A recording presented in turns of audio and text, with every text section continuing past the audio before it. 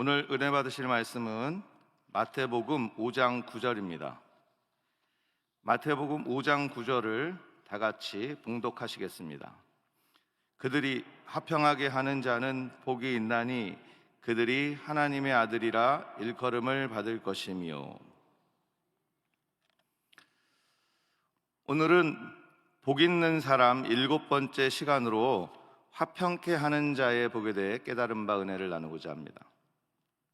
인생은 B와 D 사이에 있는 C다라는 말이 있습니다.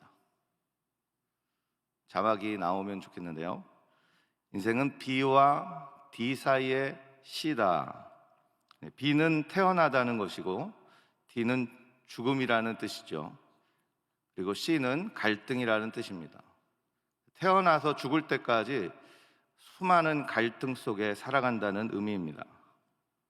가정에서, 직장에서, 또 이웃 간에, 심지어 교회 안에서도 우리는 갈등을 피할 수 없습니다. 저는 이렇게 수많은 갈등 속에서 크리스찬으로서 어떻게 살아가야 하는지, 어떻게 화평하게 살 수 있는지 잠시 은혜를 나누고자 합니다. 첫 번째, 갈등에 대처하는 자세를 바꿔야 합니다. 다 같이 한번 따라해 주시겠습니까? 갈등에 대처하는 자세를 바꾸자. 갈등을 스스로 해결하기 위해서 우리는 무엇보다 갈등을 대하는 자세를 바꿔야 합니다.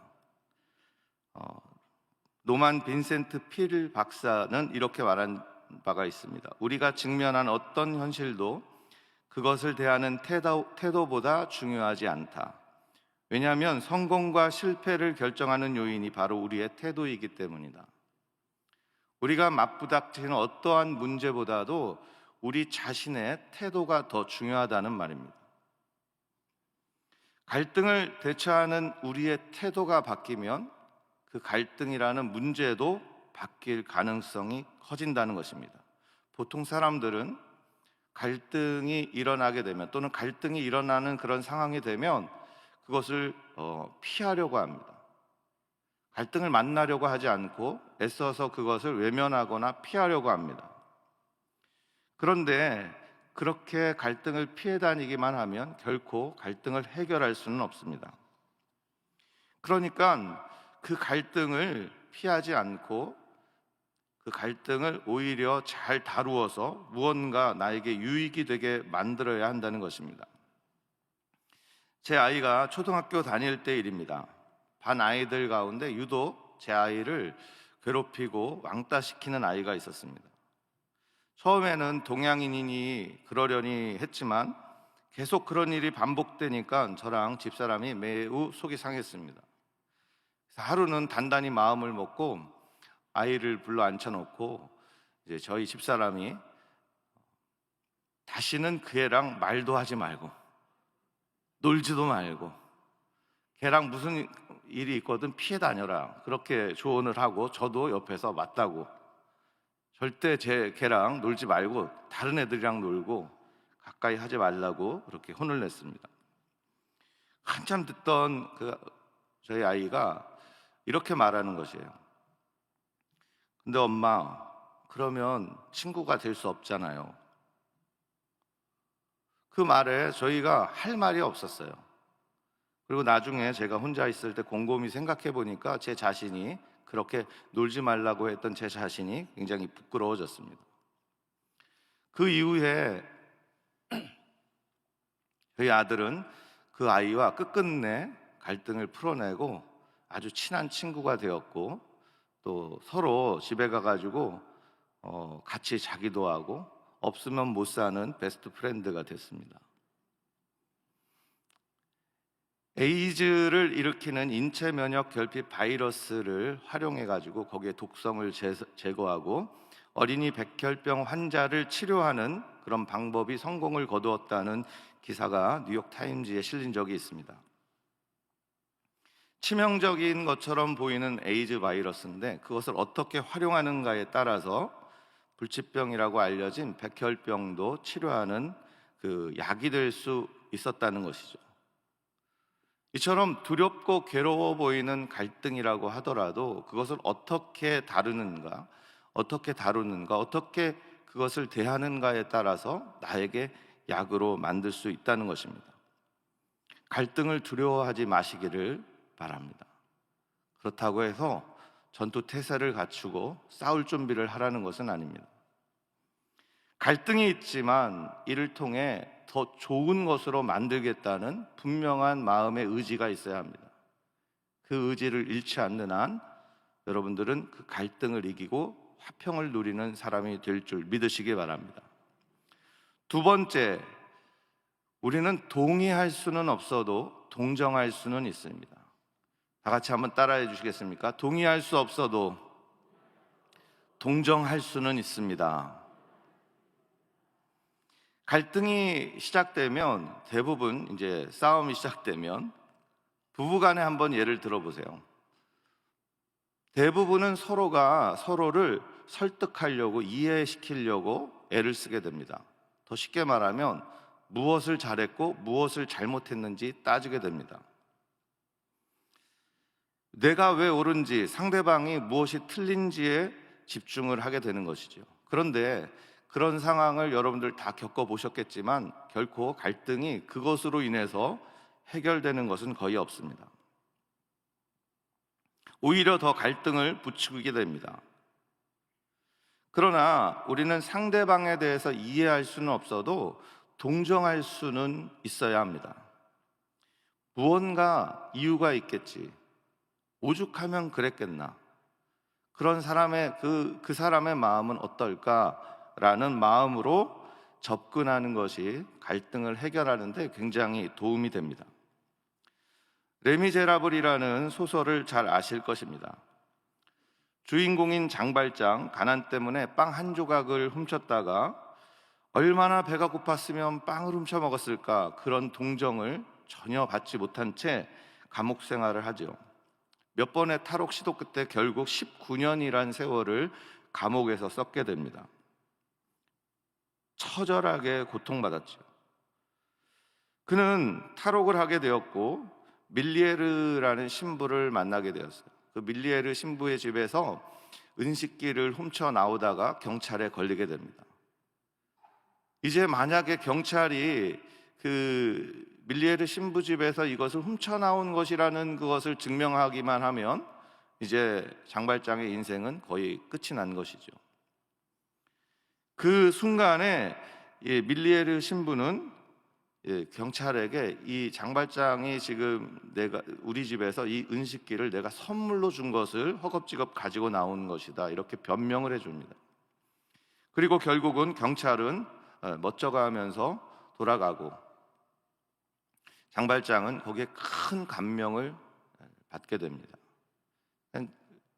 밀리에르 신부가 장발장을 가슴 깊이 동정한 것이죠. 이거 훔쳐 나온 것입니다 라고 옳고 그름을 따질 수도 있었는데 그것을 눈 감아주고 내가 선물로 준 것이다, 동정을 하게 된 것입니다. 이를 계기로 장발장은 세상과 화해하고 결국 자기가 딸처럼 기르게 되는 코제트를 위해 모든 것을 바쳐 그녀의 행복을 만들어주고 결국 자기의 생을 마감한다는 내용입니다.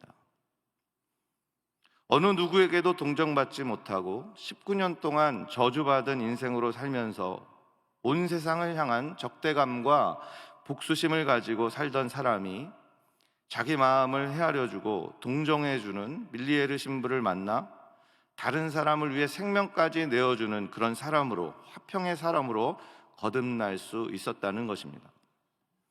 야고보서 2장 13절입니다. 긍휼을 행하지 아니하는 자에게는 긍휼 없는 심판이 있으리라. 긍휼은 심판을 이기고 자랑하느니라. 베드로전서 3장 8절입니다. 마지막으로 말하노니 너희가 다 마음을 같이하여 동정하며 형제를 사랑하며 불쌍히 여기며 겸손하라고 말씀하고 있습니다.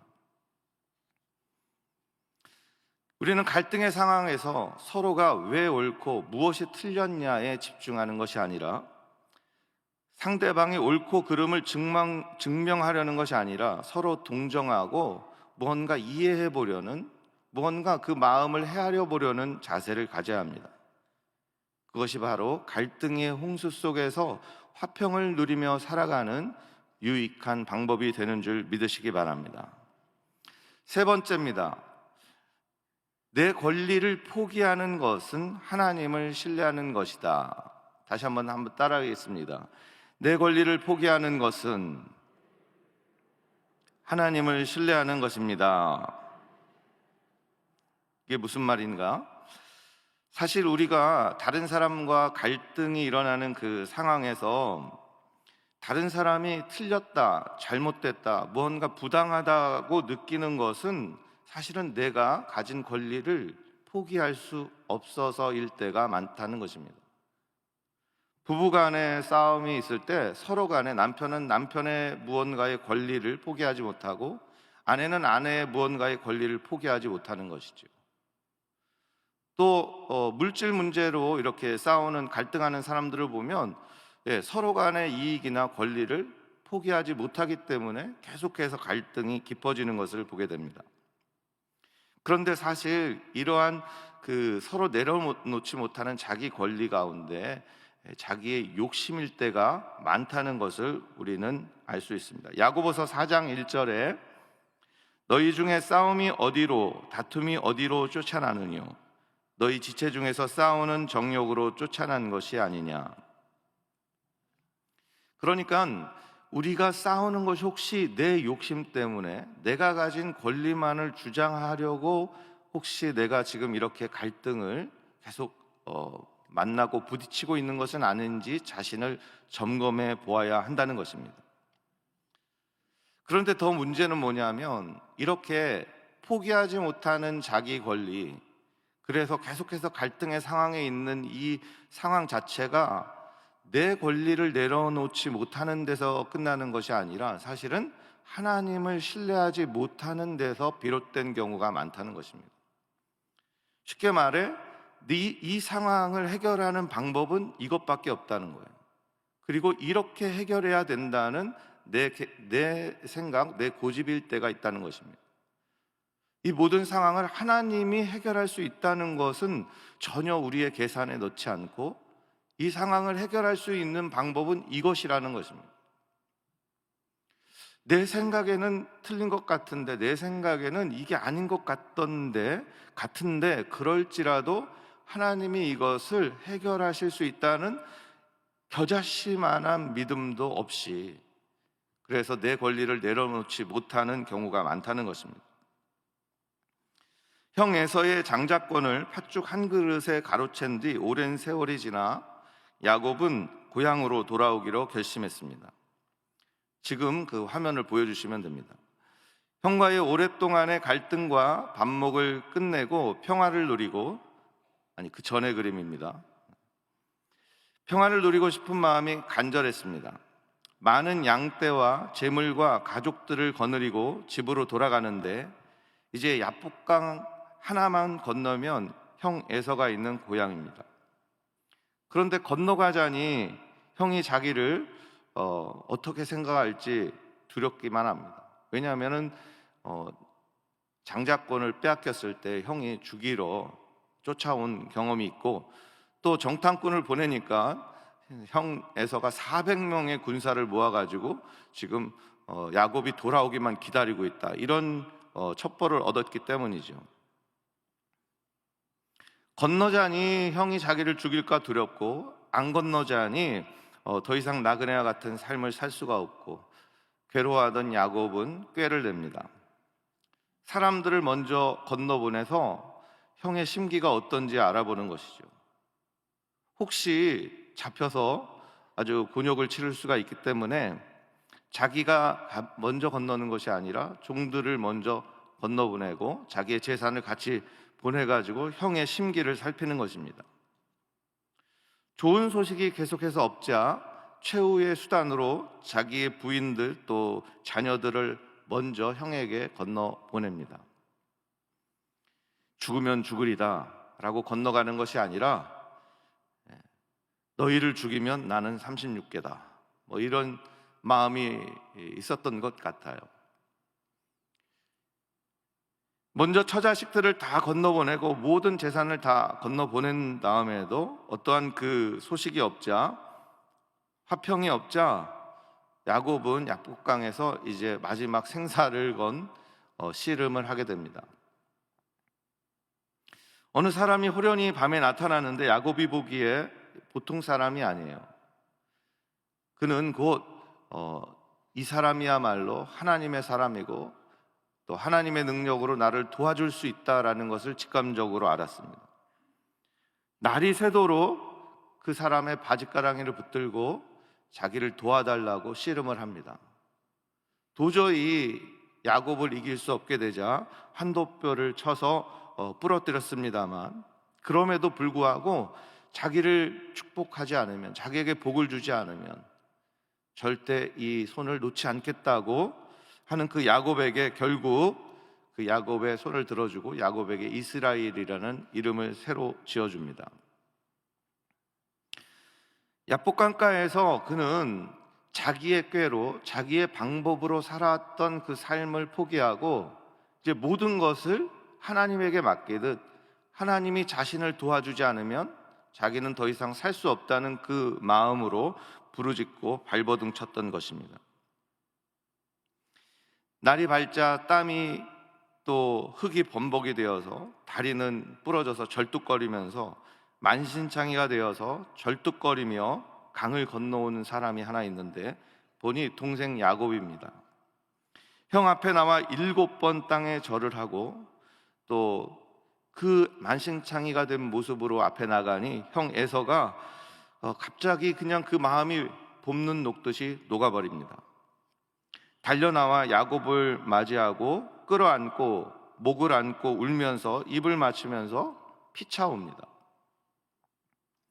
그리고 내 동생아, 내게 있는 것이 많으니 너의 소유는 너에게 두어라. 자, 이제 우리 집으로 가서 잔치를 벌이자꾸나 하면서 야곱과 함께 야복강가에서 서로 화해를 합니다. 야곱이 야복강가에서 자기 권리를 모두 포기하고 심지어 자기 생명까지도 포기하는 마음으로 형 에서에게 나가니 성령께서 감동하셔서 형의 마음도 녹이고, 그래서 형도 울고 동생도 울고 그 가운데 보는 모든 가족들과 사람들이 다 눈물을 흘리고 그 오랜 형제의 갈등이 해결되고 만 것입니다. 사실 여러분 생각해 보면 야곱이 포기한 것은 자기 생명이 아니었습니다. 야곱이 포기한 것은 자기의 인생을 자기가 책임지겠다, 이 갈등의 상황을 자기의 꾀로 해결하겠다는 그 노력을 포기한 것입니다. 하나님께 모든 것을 맡기고, 내 생각은 이러면 나는 죽을 것 같은데 하나님이 해결하여 주옵소서, 그런 믿음의 사람으로 변화되었던 것입니다. 하나님 눈에 보이지 않을지라도 이 상황을 하나님이 다스릴 줄 믿습니다. 내가 볼 때는 이렇게 하면은 분명히 틀리고 잘못되는데 내가 갈등하지 않겠습니다. 그냥 내 권리를 내려놓겠습니다. 다만 하나님이 역사하셔서 이 상황을 선으로 바꿔 주옵소서. 그 믿음을 우리 크리스찬은 가져야 한다는 것입니다. 왜냐하면 하나님 좀 가만히 계셔 보세요. 이거는 이렇게 해야 됩니다. 하나님 좀 보고 계세요. 본인이 앞서서 나가면 결코 화평을 만들어낼 수가 없는 것입니다. 우리는 갈등의 상황에서 이러한 마음으로, 이러한 하나님을 의지하는 마음으로 갈등의 상황을 포기하고 하나님께 모든 내 권리를 올려드리는 그런 화평을 이루는 사람이 되시기를 주님의 이름으로 축원합니다. 마지막입니다. 화평을 만드는 사람이 되어야 합니다. 다 같이 한번 따라해 주시겠습니까? 화평을 만드는 사람이 되어야 합니다. 우리는 다른 사람들의 갈등을 그냥 보아 넘기지 말아야 합니다. 오늘날 우리 이 사회에 이렇게 갈등이 폭발하고 있는 이유 중에 하나는 그 갈등하는 사람들 사이에 서서 그것을 화해시키고 중재하는 사람들이 그만큼 없기 때문입니다.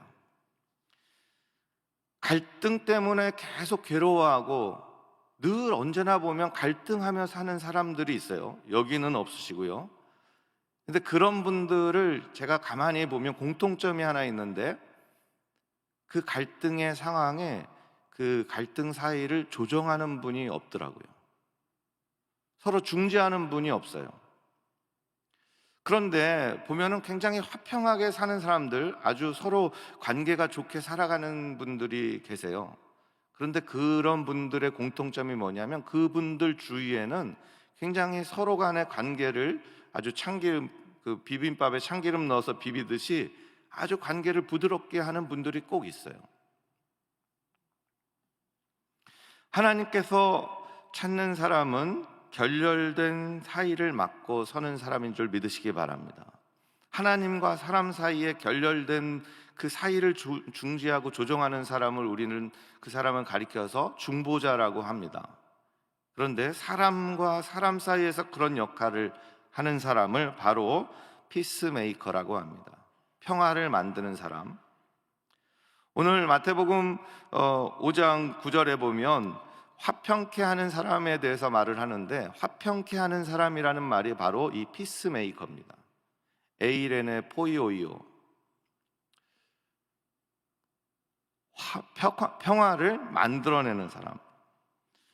그러니까 그 화평케 한다는 말은 평화를 무언가 찾아서 만들어내는 그런 사람이 되라는 거예요. 싸움은 말리고 흥정은 붙이라는 우리 말이 있습니다. 그런데 요즘은 그런 말을 굉장히 어리석게 생각하는 세대가 되었습니다. 싸움이 있으면 말리는 게 아니라 싸움이 있으면 피해라, 거기에 말려들지 마라, 관여하지 마라, 이것이 세상 사람들의 처세술입니다. 어느 쪽 편도 들지 않는 것이 현명하다고 가르칩니다.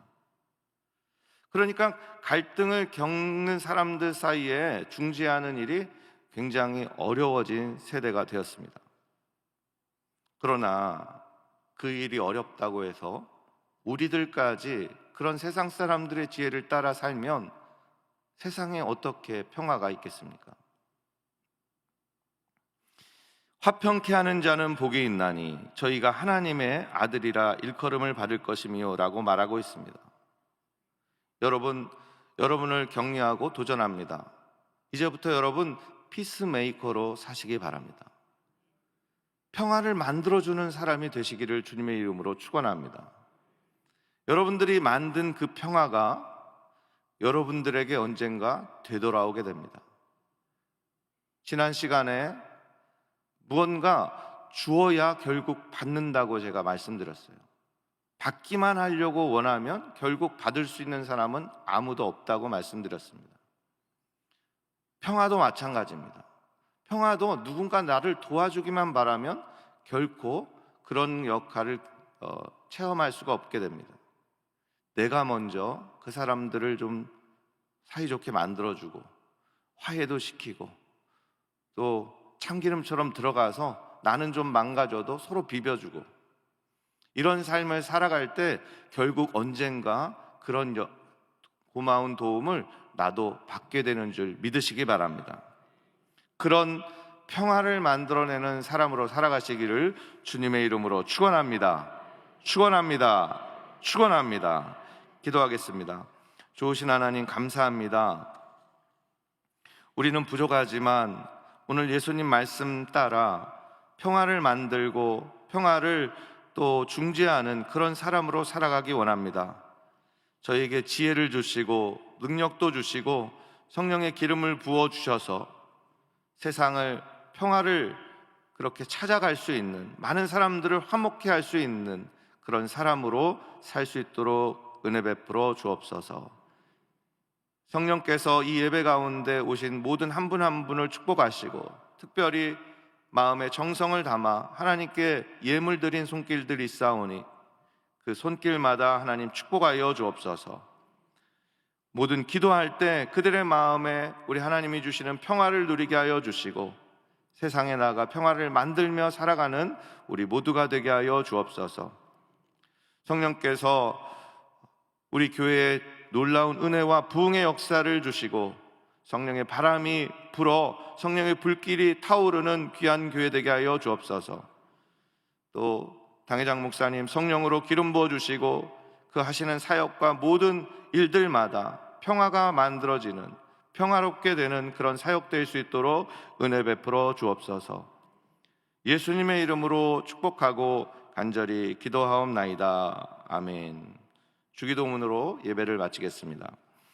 하늘에 계신 우리 아버지, 이름이 거룩히 여김을 받으시오며 나라가 임하시오며 뜻이 하늘에서 이루어진 것 같이 땅에서도 이루어지이다. 오늘 우리에게 일용할 양식을 주시옵고 우리가 우리에게 죄 지은 자를 사하여 준 것 같이 우리 죄를 사하여 주시옵고 우리를 시험에 들게 하지 마시옵고 다만 악에서 구하시옵소서. 나라와 권세와 영광이 아버지께 영원히 있사옵나이다. 아멘.